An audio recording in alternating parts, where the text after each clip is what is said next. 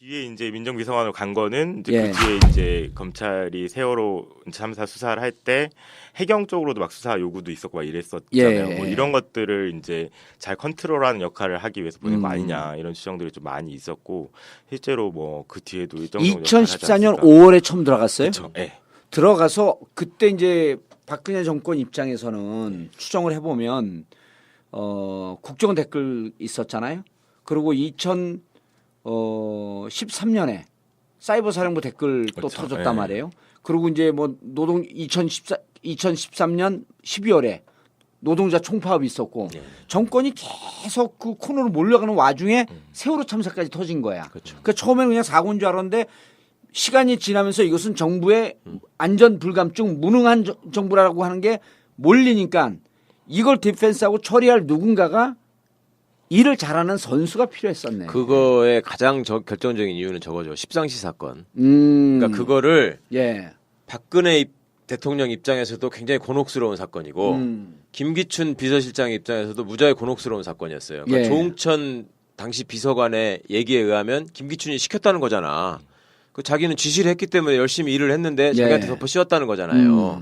근데 그게 지금 뽀록이 났잖아요. 예. 그러면 이거를 정리를 하기가 굉장히 곤혹스러운 상황인 거예요. 예. 근데 그 상황에서 우병우가 이거를 깔끔하게 정리를 해준 거야.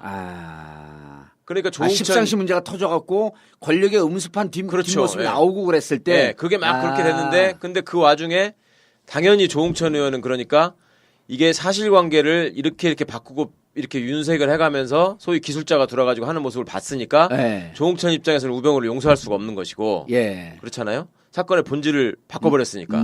그리고 그 와중에 또 각색을 해서 자기가 모함을 받았다 이렇게 그렇죠. 보이는 그러니까 뭐 거죠. 찌라시 얘기가 나오고 뭐 조응천이 이상한 짓을 한 것처럼 몰고 가는 구도가 조응천이 비서실장의 지시도 없이 개인적으로 작품을 그렇죠, 만든 그렇죠. 예, 예. 그렇게 만든 구도가 우병우한테 나온 거란 말이에요. 예. 그러니까 조응천 입장에서는 용서할 수 저건 없네. 용서할 수 없는 놈이고 조응천이 또 우병우의 캐릭터를 잘 아는 검찰 선배란 말입니다. 누구보다 근데 잘 안단 조응천 말이야. 입장에서는 지금 우병우에 대해서 좀 고마워하지 않을까? 에이 그건 아닌 것 같고. 아니 밀려나서 그 덕에 국회의원까지 됐으니까. 아니 근데 그 뒤에 더 골 때렸던 일이 지금 많이 잊어버리셨는데 예. 민정수석 항명 사건이 있어요. 예. 그러니까 맞아요. 예. 우병우가 민정수석으로 될 수 있었던 이유가 예. 그때 김영한 민정수석이라는 사람이 있었단 말이에요. 허당 예.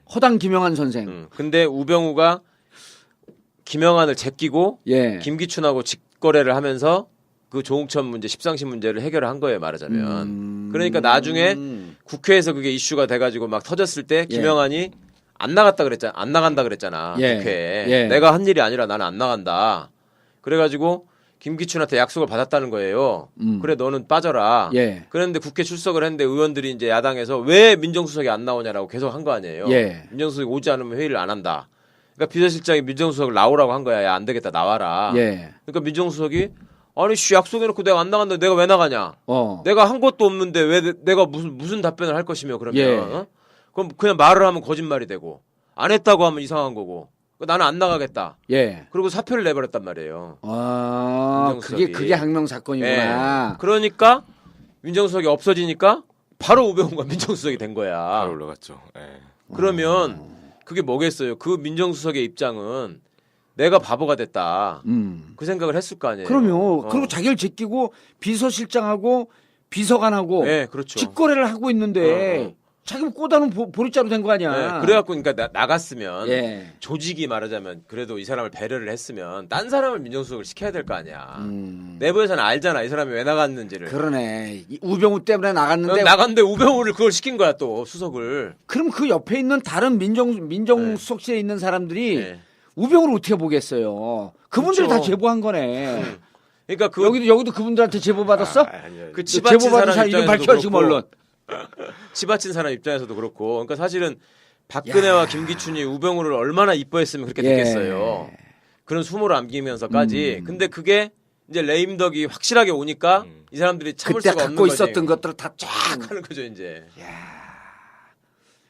사실 김영한 민정수석이랑 우병우 민정수석은 되게 친한 사이였던 원래는 그렇죠. 근데 이제 거의 민정수석실에서 사이가 틀어지기 시작한 거죠. 이제 그렇게. 그러니까 이제 우병우 예. 수석의 특징이 나오네. 친했는데 예. 자세히 가까이서 일을 해보니까 쩔이야. 그렇죠. 아 이걸 빨리 제껴야겠구나. 투명인간 취급을 해야 되겠구나. 이런 판단을 충분히 할 수 있는 캐릭터다 이런 거지. 그러다 보니까 비서실장은 야 김영환 너 일을 잘 못하네. 그리고 다른 비선으로 보고를 받는 거 보니까 이게 훨씬 더 아름답고 기획도 잘하고 근데 그걸 계속 우병우가 주고 있어. 그런 것도 있죠. 그러니까 우병우는 아까 말씀드린 것처럼 자기가 방향을 정해서 쫙 물고 간다 그랬잖아요. 예. 김영환은 캐릭터가 조금 우병우가 다른 거예요. 그러니까 김영환 입장에서는 너무 무리하면 이런 사건은 나중에 동티가 난다.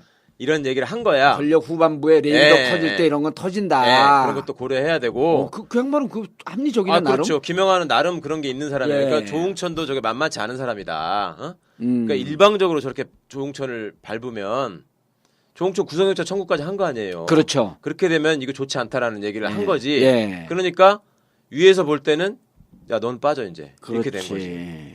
그리고 우병우가 가는 방향으로 가서 하면 될 것 같다 그러고 우병우가 또 그런 확실한 그거를 갖고 간다 그랬잖아요. 예. 요리를 입맛에 해서. 딱 맞는. 그렇게 딱 가니까 점점 김영환은 밀리는 거고 바보가 되는 거고 그러면 김영환 입장에서도 어느 정도 하는 데까지는 해봤을 거 아니에요. 예. 야, 그래도 내 수석인데 내 말을 들어야 될 거 아니냐. 하지만 갈수록 밀리니까 오직하면 국회를 안 나간다 그랬겠어. 이 사람도. 아니 근데 지금 세월이 지나서 결과론적으로 보면 김영환 수석이 했던 길이 맞는 게 그렇죠. 이런 거 아니에요. 그림을 그 각색을 해서 네. 구속영장까지 칠 수 있어. 네. 구속영장 치면은 첩첩산중 아니에요. 네. 구속영장 발부가 될지 안 될지도 네, 모르고. 그렇죠. 네. 그리고 판사가 보기에 이거 뭐 좀 작전 기술을 쓴 냄새가 나? 판사들도 선수니까 알 거 아니에요. 네. 근데 설사 또 판사가 넘어가. 그럼 재판 과정에서 무죄가 나올 확률이 높고. 네. 이걸 김영환은 사실 법조계도 알고 그렇게 쭉 본 거 아니에요. 그리고 결과론적으로 보면 조홍천은 다 무죄가 나온 거고. 네. 그럼 그때 무리하게 갔다라고 하는 김영환 얘기를 듣는 게 권력과 정권 입장에서 맞는 거였었네. 맞는 건데 박근혜라는 사람의 캐릭터가 절대 네. 그걸 수용할 사람이 아니잖아요. 그러니까 자기가 자기 스스로 불행을 만든 거고. 그렇지. 박근혜가 그걸 수용하는 순간 십상시로 촌행이 되니까. 그렇죠.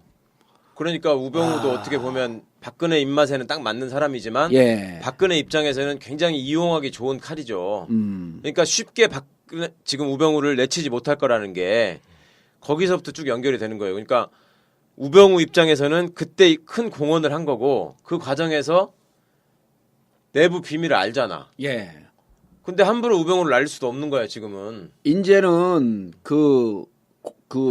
내부 정보를 공유하는 순간 그렇죠. 못 치죠. 그렇죠. 그게 어디서 어떻게 털릴 줄 알아. 네. 박지만과의 관계 뒷조사를 했느냐 안 했느냐 이게 나오는 순간 이거 권력은 완전히 무너지는 건데. 저는 그럴 거라고 생각해서 우병우를 절대 못 자를 거라고 보는 거예요. 그러니까 이렇게 여론이 비등하고 네. 박근혜 정권의 이 국정수행 지지도가 이렇게 떨어지고 그래도 네.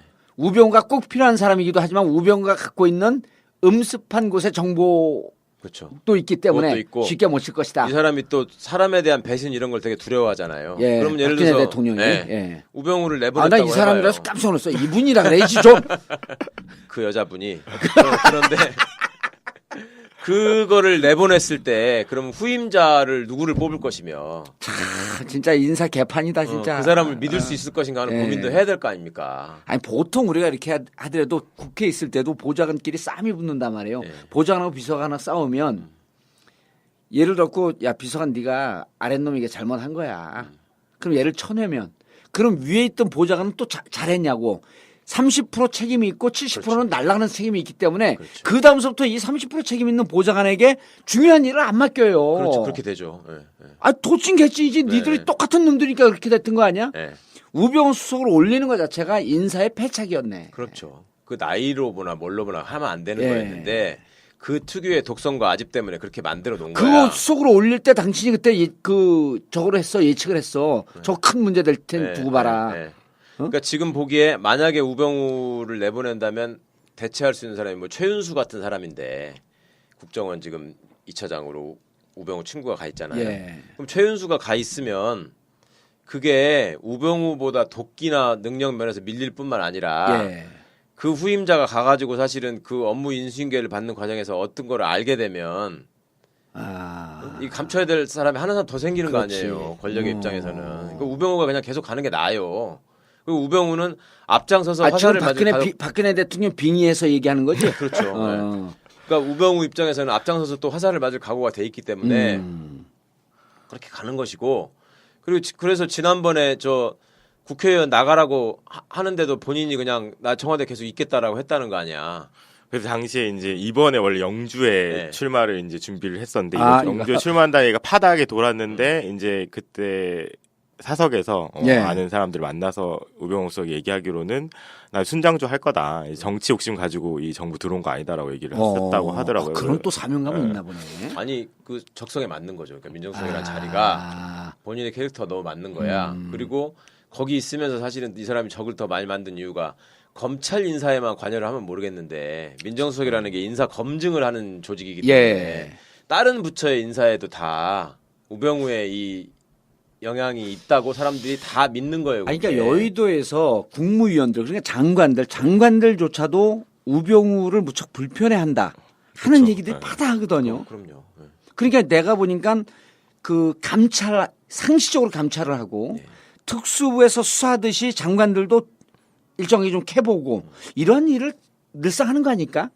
그런 얘기를 들었어요. 그러니까 그 청와대에서 예. 이것도 이제 잘 나가는 검사한테 들은 얘기인데 청와대에서 어떤 그 주위에 잘 나가는 검사가 그렇게 많은데 당신은 지금 뭐 하고 있는 거야, 근데? 그러니까 내 인생은 왜 이렇게 자꾸 쩌리가 되는 거야. 그 어떤 부처에다가 대통령이 생각한 예를 들면 창조경제에 예. 관해서 니네가 뭘 기재부에서 뭘 해라. 네, 이렇게 임무를 줄 거 아니에요. 예. 그러면 그렇게 줘놓고 이게 아버지한테 배운 어떤 그런 노하우라고 나름 생각해서 박근혜 대통령이 바로 체크를 시킨다는 거예요. 아, 일을 제대로 하는지. 네, 그 사람을 믿지 않고. 근데 체크를 시킬 참 때 불행한 정권이다. 가장 자기가 믿을 만한 칼이 우병우니까 예. 우병우한테 시키게 되는 거죠. 그러면 그 장관의 입장에서는 어떤 생각이 들겠어요? 내가 감시당한다. 신임을 못 받는다는 생각도 할 것이고. 그리고 그것의 실무 집행을 네. 우가하고 있다. 네. 그리고 저기가 저 감시자가 저렇게 있는데 예. 이 사람이 또 절대 사람한테 예의 바르고 고분고분한 사람이 아니거든. 자기도 이제 알아볼 거 아니에요. 예. 누가 이렇게 하냐 그러면 그럼 이제 장관쯤 됐으면 네, 그럼 우병우가 이렇게 한다 그러면 예를 들면 좀 대가 있는 장관 같으면 항의할 수도 있잖아요. 예. 왜 이런 거 갖고 민정에서 이러십니까? 하면은 아 장관님 뭐 그런 건 아니고 오해십니다. 이런 게 일반적이잖아요. 관료 사회에서는. 근데 제가 추측컨대 만약에 그렇게 전화하는 장관이 있으면 우병우한테 죽을 거야. 어디서 지금 네가 이렇게 할 거라고요. 그럼 그거 한번 당하면 자, 그런데 지금 특별 감찰이 진행이 되고 있어요. 그렇죠. 이 특별 감찰이 대통령의 뜻인가요? 그러니까 이게 특별 감찰도 특별 감찰이 만들어지는 과정이 어떻게 되는 거야, 이게? 그 특별검사 예. 제도를 예. 그러니까 왜 공수처 얘기를 물타기를 해가지고 그 상설 특검을 하자 그러니까 한나라 새누리당이 그것도 물타기를 해서 비상설 특검을 만들어놨지 않습니까? 예. 지금 예. 그때 사안이 있을 때마다 국회가 또 의결해가지고 특별검사를 하는 할수 걸로 있는? 예, 그런 특별검사가 있잖아요. 예. 근데 그렇게 있다가 십상시 사건 나고 어쩌고 하면서 그게 너무 취약하다 예. 이렇게 되니까 그거 입 막으려고 만든 게 특별감찰관 제도죠. 그래가지고 청와대 내에만 네, 있는 내부를 거예요. 특별 감찰관 네, 제도. 내부하고 고위공직자들을 감찰하겠다. 예. 이렇게 해서 이제 그걸 청와대 자자들이 한 내부에서 건데. 조금 변형된 공수처인 척하고. 그렇죠. 어. 그 유명무실한 걸 하나 만들어 놓고 예. 이제 특별감찰관 사무실은 청와대에 있는 것도 아니고요. 예. 바깥에 그냥 저기 조그만 사무실 빌려 종로 어디쯤가 있어요. 어. 그 여야가 추천해가지고 이제 뭐 야당에서는 그때 민경환 변호사 추천했었고 뭐 여당은 이석수 변호사를 했었고 예. 했는데 다 이석수가 될 거라고 생각하고 이석수가 됐죠. 예. 근데 이석수라는 사람은 그 우병우보다 3년 선배인가 법대 그런데 예. 이 사람은 노무현 정부 때 사개위에 파견 나와 있던 소위 검사예요. 사개추위. 사개추위에 예. 나와 있던 검사인데 나름 검사치고는 로스쿨 만들 때 그 사개추위. 네, 그럼 네. 김선수하고 같이 있었나? 그렇죠. 김선수 변호사 밑에 있었죠. 예. 근데 나름 검사치고는 합리적이었어요. 그러니까 건방지거나 막무가내로 나대지 않고 아. 이석수 검사는 예. 그리고 뭐 집에 재산도 많고 예. 뭐 그런 사람인데 자, 그러면 이제 부딪히네. 대통령 입장에서는 워낙 이게 쓰나미가 밀려왔으니까 그렇죠. 특별 감찰을 띄워갖고 적당히 물타기 해갖고 시간 끌면서 사람들 뇌리에 잊혀지고 좀 있으면 예, 이제 뭐 예, 그 예. 올림픽 있고 그러니까 예. 위야무야 쭉 가게 하고 그러길 하려고 바라겠죠. 하는 네. 이런 그림을 그리고 있는데 막상 들어가 보니 이석수가 네. 이거 잘못 그냥 놔뒀다가 정권 레임덕이 심해집니다. 라고 하는 얘기를 어떤 라인을 통해서 대통령이 들어갈 수도 있을 거 아니에요. 그렇죠. 네. 그리고 이석수라는 사람의 캐릭터를 볼 때 예. 저도 저 양반을 이제 만나보고 얘기도 나눠보고 겪어봤으니까. 예. 근데 이게 뭐 둘이 같이 있는 걸 제가 보지는 못해서 뭐 장담할 수는 없으나 예. 같이 검찰에 있을 때 이석수하고 우병우가 서로 굉장히 싫어했을 거야. 아, 친해질 수 없는 네, 캐릭터다. 그리고 또 통도 공안기획과 특수로 그렇죠. 나뉘어서 우병우 입장에서는 이석수를 무시했을 거고 예. 이석수 입장에 이건 점잖은 편이거든요. 사람이. 예. 어디 저런 놈이 있나 생각을 했을 거예요. 이석수는. 저런 사람들 때문에 우리가 정치 검찰이라고 예. 맨날 욕 먹는다. 예. 아. 야, 그러니까 이 감찰이 진행이 되면서 우병우를 쳐내기에는 여러 가지로 불편한 사항이 있지만 감찰에서 나오는 내용을 갖고 정말 언론에서 의혹 보도했던 게 사실이라고 하면서 감찰의 결과가 나오게 되면 예. 더 심한 레임덕으로 갈 수밖에 없기 때문에 우병우를 칠 수 있는 상황도 올 수 있을 것이다. 그렇죠. 예. 저는 그쪽에 오히려 더 중점을 두는 아, 편입니다. 이석수의 캐릭터를 보면. 예. 왜 꾀를 냈는데 죽을 꾀를 낸다고 하는 수가 있잖아요. 예. 안 그래도 그 청문회하고 이러면서 예. 장관들이 무슨 땅 투기했다가 뭐 거기다가 고추 2개 심어놓고 농사 짓는 거라 그러고 뭐 이런 놈들 많았는데 예. 우병우가 지금 그런 비슷한 짓을 하나 한 거잖아요. 그리고 아들이 의경을 갔는데 예. 나는 가만히 있는데 운전 실력이 뛰어나서 경찰청에 경무관 차를 모는 사람이 됐고 예. 그러나 조금 있으니까 그 경무관이 또 치안감으로 승진을 하고 이런 일이 생겼단 말이에요. 아. 그러면 그거를 군대를 갔다 온 애들이나 군대를 보내본 부모가 누가 그거를 납득하겠냐고. 누가 알아, 그건 그거를. 뻔한 거지 그거는. 나는 우리 아들 며칠 전에 신검 받으러 가는데 눈이 나빠요. 네. 걔 현역 빠질까봐 압력을 막 내도 1급으로 좀 그 신검 결과 나오게 해달라고 현역 보내야 되니까 그랬더니 병무청 그 주위에 있는 사람들이 뭐라는 줄 아세요? 그건 병역 비리입니다. 그럼. 그래서 내가 아니 상급 나오래를 1급 만들어 달라는 게 뭔 비리요? 그러니까 그것도 비리입니다. 윤석열 검사 재산 등록 더 많이 했다고 그렇죠. 징계했잖아. 아, 실제보다 많이 했다. 채무를 신고 안 했다는 이유로 이제 징계를 받았죠. 아 그래서 근데 어쨌든 우리 아들이 1급 나와갖고 우리 축하해주면서 막 소주 먹고 난리가 났었어. 그런 건 이상하지 않잖아요. 그렇죠. 근데 이건 군 문제는 요 군 문제를 제대로 건드려야겠네. 그러니까 나는 그 기자회견에서 왜 해명한다고 네. 한번 우병우 수석이 그 유명한 거 했잖아. 신문지로 책상을 때려가면서 뭐 했다고 할 때 아들 문제에 대해서 이 선수가 해명한 걸 보면 예. 내 아들이 지금 군대를 안 가고 병역 기피했냐 이렇게 얘기를 했다고. 그게 아니잖아 지금 그렇지. 얘기가. 군대 안에서 벌어지는 소소한 일을 니들이 왜 개돼지들이 왜 관심을 갖느냐. 그러니까 더 파보니까 얘가 근무 기간에 3분의 1이 지금 외출 예방을 했다는 예. 거잖아요. 나오면 포르쉐 타고 다녔다는 거잖아. 아 그래요? 집에 포르쉐가 있대잖아요. 오. 그 동네 사람들이 있죠. 얘기를 네, 해줬잖아. 동네 사람들. 참, 근데 그 좀 촌스럽다. 포르쉐를 왜 타? 페라리를 타고 다녀야지. 근데 그 차도 좀 의혹이 있는데 야. 우수석 그 재산 신고 내역을 보면 차가 없어요. 없어. 차가 없어? 없는 사람이야. 네, 차가 없는 없는데 사람이야. 이제 사실 이제 이 근데 세컨카로 포르쉐가 있고 집에. 아니 우석- 차가 다섯 대야. 그렇죠. 다스라는 얘기가 있어요. 근데 우석이 가지고 있는 그러니까 이제 그 처가 쪽이 운영하는 정강이라는 회사가 있는데 네. 그건 뭐 하세요? 정강에서 이제 부동산이라든지 이런 뭐 관리하는 임대 이런 걸 하는 정강? 회사인데 작년에 급여를 난 지급한 적이 정강 그러니까 우리 정강이가 있잖아요. 그래서 무슨 족발 공장하는 회사인가? 그 급여 지출 내역이 없어요. 작년에 어머. 급여 지출 내역은 없는데 차량 유지비라든지 예. 이제 뭐 그 접대비 이런 사용 내역은 있는 거예요. 그리고 여기로 이제 그래서 차를 회사 법인으로 등록해 놓고 그걸 끌고 차를 다녔다. 들고 운영했다라는 이제 의혹이 또 있죠. 법인 소속의 차량은요. 네. 차량을 어떻게 운행했는지 법인의 카드로 기름을 어떻게 샀는지 차량 운행 일지가 있어야 됩니다. 그 법인에서 차를 운영해보지 않은 국회의원들이 그걸 어떻게 알겠어. 차량 운행 일지를 내놓으라 그래야 돼요. 차량 운행 일지를 쓰지 않으면 그거는 법인 차량으로 정상적으로 운행했다고 볼 수 없는 거야. 네.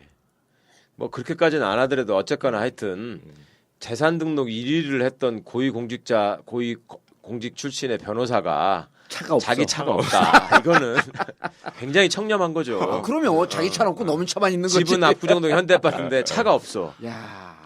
그게 재밌더라. 기자들이 취재하러 가니까 동네 사람들한테 이 사람 차가 없나요? 그러니까 우리 동네에 차가 없는 사람이 있을 수가 있나요? 그러면서 아파트 바로 요 앞에 아니야. 구정도 현대 아파트면. 그 아파트마다 왜 차 그거 대수 그거 예, 다 등록돼 있죠. 등록하잖아요. 그거 가보니까 5대였다는 거잖아. 그 아파트에도 기본적으로 2대는 주고 그렇죠. 세대씩 추가요금 넘어 내잖아. 그 추가금 내죠. 그건 네. 다 걸리게 돼 있는 거야. 글쎄. 결국 시민 수사대가 다 잡아내네. 아유, 그래서 우리 정한봉 춘이 우병우를 얼마나 이뻐했으면 그렇게 예. 됐겠어요. 그런 수모를 안기면서까지. 근데 그게 이제 레임덕이 확실하게 오니까 이 사람들이 참을 그때 수가 없는 갖고 거지. 있었던 것들을 다 쫙. 하는 거죠 이제. 사실 김영한 민정수석이랑 우병우 민정수석은 되게 친한 사이였다고. 원래는 그렇죠. 근데 이제 거의 민정수석실에서 사이가 틀어지기 시작한 거죠. 이제 그렇게. 그러니까 이제 우병우 예. 수석의 특징이 나오네. 친했는데 예. 자세히 가까이서 일을 해보니까 쩔이야. 그렇죠. 아, 이걸 빨리 제껴야겠구나. 투명인간 취급을 해야 되겠구나. 이런 판단을 충분히 할 수 있는 캐릭터다 이런 거지. 그러다 보니까 비서실장은 야, 김영한 너 일을 잘 못하네? 그리고 다른 비선으로 보고를 받는 거 보니까 이게 훨씬 더 아름답고 기획도 잘하고 근데 그걸 계속 우병우가 주고 있어. 그런 것도 있죠. 그러니까 우병우는 아까 말씀드린 것처럼 자기가 방향을 정해서 쫙 밀고 간다 그랬잖아요. 예. 김영한은 캐릭터가 조금 우병우가 다른 거예요. 그러니까 김영한 입장에서는 너무 무리하면 이런 사건은 나중에 동티가 난다. 이런 얘기를 한 거야. 권력 후반부에 레이더 예, 터질 때 예. 이런 건 터진다. 네, 그런 것도 고려해야 되고 그 양반은 그 합리적. 없는 놈이고 조홍천이 또 우병우의 캐릭터를 잘 아는 검찰 선배란 말입니다. 누구보다 근데 잘 안단 조홍천 말이야. 입장에서는 지금 우병우에 대해서 좀 고마워하지 않을까? 에이 그건 아닌 것 같고. 아니 밀려나서 그 덕에 국회의원까지 됐으니까. 아니 근데 그 뒤에 더 골 때렸던 일이 지금 많이 잊어버리셨는데 예. 민정수석 항명 사건이 있어요. 예. 그러니까 맞아요. 우병우가 민정수석으로 될 수 있었던 이유가 예. 그때 김영한 민정수석이라는 사람이 있었단 말이에요. 허당 예. 김영한 선생. 근데 우병우가 김영한을 제끼고 예. 김기춘하고 직거래를 하면서 그 조홍천 문제, 십상시 문제를 해결한 거예요, 말하자면. 그러니까 나중에 국회에서 그게 이슈가 돼가지고 막 터졌을 때 김영한이 안 나간다 그랬잖아. 예. 국회에. 예. 내가 한 일이 아니라 나는 안 나간다. 그래가지고 김기춘한테 약속을 받았다는 거예요. 그래 너는 빠져라. 예. 그런데 국회 출석을 했는데 의원들이 이제 야당에서 왜 민정수석이 안 나오냐라고 계속 한 거 아니에요. 예. 민정수석이 오지 않으면 회의를 안 한다. 그러니까 비서실장이 민정수석을 나오라고 한 거야. 야, 안 되겠다. 나와라. 예. 그러니까 민정수석이 아니 씨 약속해놓고 내가 안 나간다 내가 건이고 음. 김기춘 비서실장의 입장에서도 무지하게 곤혹스러운 사건이었어요. 그러니까 예. 조홍천 당시 비서관의 얘기에 의하면 김기춘이 시켰다는 거잖아. 그 자기는 지시를 했기 때문에 열심히 일을 했는데 예. 자기한테 덮어 씌웠다는 거잖아요. 근데 그게 지금 뽀록이 났잖아요. 예. 그러면 이거를 정리를 하기가 굉장히 곤혹스러운 상황인 거예요. 예. 근데 그 상황에서 우병우가 이거를 깔끔하게 정리를 해준 거야. 그러니까 조홍천 십상시 문제가 터져갖고 권력의 음습한 그렇죠. 뒷모습이 예. 나오고 그랬을 때. 네, 그게 막 그렇게 됐는데 근데 그 와중에 당연히 조홍천 의원은 그러니까 이게 사실관계를 이렇게 바꾸고 이렇게 윤색을 해가면서 소위 기술자가 돌아가지고 하는 모습을 봤으니까 예. 조홍천 입장에서는 우병우를 용서할 수가 없는 것이고 예. 그렇잖아요. 사건의 본질을 바꿔버렸으니까. 그리고 그 와중에 또 각색을 해서 자기가 모함을 받았다 이렇게. 그렇죠. 보이는 그러니까 뭐 거죠. 찌라시 얘기가 나오고 뭐 조홍천이 이상한 짓을 한 것처럼 몰고 가는 구도가 조홍천이 비서실장의 지시도 없이 개인적으로 작품을 그렇죠, 만든. 그렇죠. 예, 예. 그렇게 만든 구도가 우병우한테 나온 거란 말이에요. 예. 그러니까 조홍천 입장에서는 용서할 수 넌 없네. 용서할 수 왜 나가냐? 어. 내가 한 것도 없는데 왜 내가 무슨 답변을 할 것이며 그러면 예. 어? 그럼 그냥 말을 하면 거짓말이 되고 안 했다고 하면 이상한 거고 나는 안 나가겠다. 예. 그리고 사표를 내버렸단 말이에요. 민정수석이. 그게 항명 사건이구나. 예. 그러니까 민정수석이 없어지니까 바로 우병우가 민정수석이 된 거야. 바로 올라갔죠. 예. 그러면 그게 뭐겠어요? 그 민정수석의 입장은 내가 바보가 됐다. 그 생각을 했을 거 아니에요. 그럼요. 그리고 자기를 제끼고 비서실장하고 비서관하고 네, 그렇죠. 직거래를 하고 있는데 자기 꼬다는 보리자루 된 거 아니야. 네, 그래갖고 그러니까 나갔으면 예. 조직이 말하자면 그래도 이 사람을 배려를 했으면 딴 사람을 민정수석을 시켜야 될 거 아니야. 내부에서는 알잖아 이 사람이 왜 나갔는지를. 그러네. 이 우병우 때문에 나갔는데 나갔는데 우병우를 그걸 시킨 거야 또 수석을. 그럼 그 옆에 있는 다른 민정수석실에 있는 사람들이 네. 우병우를 어떻게 보겠어요. 그분들이 그렇죠. 다 제보한 거네. 그러니까 그 여기도 그분들한테 제보 받았어? 아니요. 그 치받친 제보받은 사람 사람 이름 입장에서도 밝혀 지금 그렇고, 언론. 치받친 사람 입장에서도 그렇고, 그러니까 사실은 박근혜와 김기 뒤에 이제 민정비서관으로 간 거는 이제 예. 그 뒤에 이제 검찰이 세월호 참사 수사를 할 때 해경 쪽으로도 막 수사 요구도 있었고 막 이랬었잖아요. 예. 뭐 이런 것들을 이제 잘 컨트롤하는 역할을 하기 위해서 보낸 거 아니냐 이런 추정들이 좀 많이 있었고 실제로 뭐 그 뒤에도 일정 정도 역할을 하지 2014년 않았을까. 5월에 처음 들어갔어요. 그렇죠. 예. 들어가서 그때 이제 박근혜 정권 입장에서는 추정을 해보면 국정원 댓글 있었잖아요. 그리고 2013년에 사이버 사령부 댓글 또 그렇죠. 터졌단 예. 말이에요. 그리고 이제 뭐 2013년 12월에 노동자 총파업이 있었고 정권이 계속 그 코너로 몰려가는 와중에 세월호 참사까지 터진 거야. 그렇죠. 그러니까 처음에는 그냥 사고인 줄 알았는데 시간이 지나면서 이것은 정부의 안전 불감증 무능한 정부라고 하는 게 몰리니까 이걸 디펜스하고 처리할 누군가가 일을 잘하는 선수가 필요했었네. 그거의 가장 결정적인 이유는 저거죠. 십상시 사건. 그러니까 그러니까 그거를 예. 박근혜 대통령 입장에서도 굉장히 곤혹스러운 사건.